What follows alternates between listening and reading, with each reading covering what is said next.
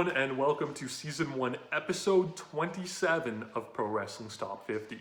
I'm your host, Travis McNeil, and today we continue our countdown of the top 50 matches of 2020 with match number 24 on our list, which is the 8-man tag team match between the Undisputed Era of Adam Cole, Roderick Strong, Bobby Fish, and Kyle O'Reilly versus Imperium of Walter, Alexander Wolfe, Marcel Barthel, and Fabian and Aichner from the WWE Worlds Collide 2020 event held back on the 25th of June. Now, this match felt really different than what I feel like WWE would normally present for this type of match. It felt almost more like a New Japan kind of like Road to event match with like an 8-man tag, which is, kind of built around two guys in Cole and Walter, but utilized, their stables and kind of, created a little bit of a story there. The reason why this match makes the list is not only was it great, because it was, but it felt super, super organic too, which is something that, again, I find that WWE matches have a big problem with. There was an accident that happened very early on in this match that could have derailed it. But the guys that are in this match are such professionals that they were able to flip the script and adapt to it. And it actually kind of created a more compelling match from that. So again, the Worlds Collide show was kind of random. It was something different than NXT did, where they were going to have the stars of NXT UK battle the stars of NXT US, we'll say. They weren't really able to build this match up too well. They had the Undisputed Era jump Walter and Imperium at the end of the UK takeover a couple of weeks prior. They had Imperium show up once on NXT TV to kind of retaliate. In that, Walter hit one of his signature chops to Adam Cole, which he sold really well, and they kind of carried that forth into this match. The struggle that they found here, though, and throughout the card, is that the crowd was really, really into all of the NXT guys, but maybe didn't know the UK guys as well. And that was the case with Imperium. The crowd knew Walter, right? He was a big star on the indies prior to this. He appeared back at Survivor Series when they did, the cross-brand stuff. So the crowd was familiar with him. The rest of the guys, they didn't know. And that was shown really early on. There was, dueling chants of like Undisputed, and then rather than be like Imperium back the other way, it was Walter, right? So it's like they're not cheering for all of the opponents, they're just cheering for the one guy. So they were really smart with how they presented this match, though. Very early on, they had Imperium dominate, right? Everybody was getting a little bit of a spotlight. Again, they were trying to establish them on the same level as the Undisputed Era. That's when Bobby Fish kicked Alexander Wolfe directly in the jaw, knocked him clean out, and essentially from there, they to WWE's credit, they got him out of that ring, and he did not return. And we basically got a 4-on-3 handicap match. And again, like I said, I feel like that really could have affected this match, but all of these guys are such professionals, they were able to roll with the punches and put on an excellent match going forward that, like I said, with it having that handicap aspect, it created a new level of the story that it wouldn't really have otherwise. They did such a good job presenting Walter here as just an absolute force and a star. They had, Adam Cole avoid his chop at every possible moment because they established during that NXT angle that that's, his bread and butter. They had him hit a double German suplex on Strong and O'Reilly at one point that made him look huge. And the first chop that he hit, which he hit on Kyle, he actually got a 2 count off of it. So Kyle bumped off the chop, he covered and got a 2.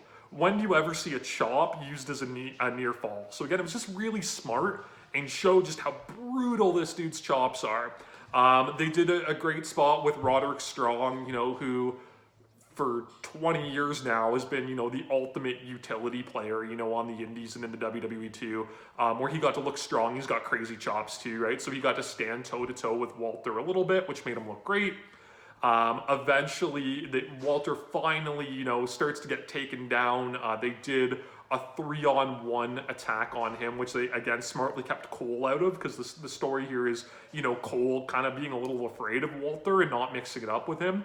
So they did a 3-on-1 beatdown. He fought back and almost powerbombed one of them through the announcer's table, but they ended up doing a crazy good spot where Roderick Strong hit like an Olympic slam, like an ankle slam, to Walter off one announcer's table through the other, which, you know, was a legitimate way to take Walter out of this match a little bit. Also made Strong look great, and again, it kept that strength to Walter because he almost fought all of these guys off on his own. So the funny thing is, because this match ended up being a little bit of a handicap match, that's almost the story they had built in too, because now instead of it being, you know, 4-on-3 with Walter out, it became 4-on-2. And they used Barthel and Aichner so well here.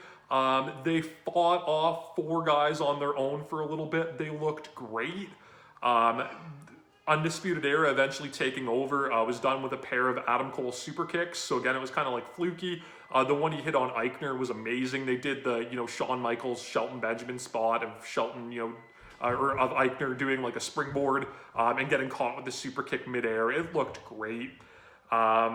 Eventually, though, they do, you know, this beatdown, and O'Reilly gets, you know, Barthel in a knee bar, and it looks like maybe that's going to be the end, and Aichner hits this amazing double spring moonsault that he does. It's kind of one of his signatures, but again, it just looked amazing, got a huge pop. The crowd clearly wasn't that familiar with the dude, so, you know, it took him by surprise. That led to an awesome hot tag on Walter.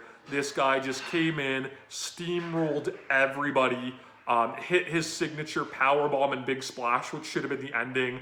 We finally got a very brief moment of a Cole and Walter interaction where Cole hit a flash shining wizard on him for a near fall, and that was kind of smartly the only real time they really touched too much in this match. We ended up getting a big dive sequence where Aichner again just stole the show and hit just an insanely high, like an escalera into like a crossbody to the floor that was just jaw-dropping. And then it leads to a completely clean finish with Walter pitting Bobby Fish with his powerbomb and basically showing like, hey, I've got the best of the Undisputed Era here. But, you know, there's still unfinished business between Cole and I. And it's again stunning. You know, in WWE, I've talked about it before, we have so many rematches and matches being done to death that by the time you see the last one, you're sick of it. This match was so good, but it left so much in the tank for a future rematch. And that's really the incredible thing, is that I actually left this match wanting to see it immediately again. I wanted to see it 4-on-4 again, you know, with Wolfe being there. It made me really want to see Walter and Cole in a singles match, just with how they did the teases of those guys hooking up and obviously, you know, being the lead stars of their stables. So this was just a really well done, different match for WWE. Like I said, that you don't ever see them do things like this where someone, you know, other than Brock Lesnar is being presented as strong as they presented Walter, but everybody else around it is still getting that opportunity to shine.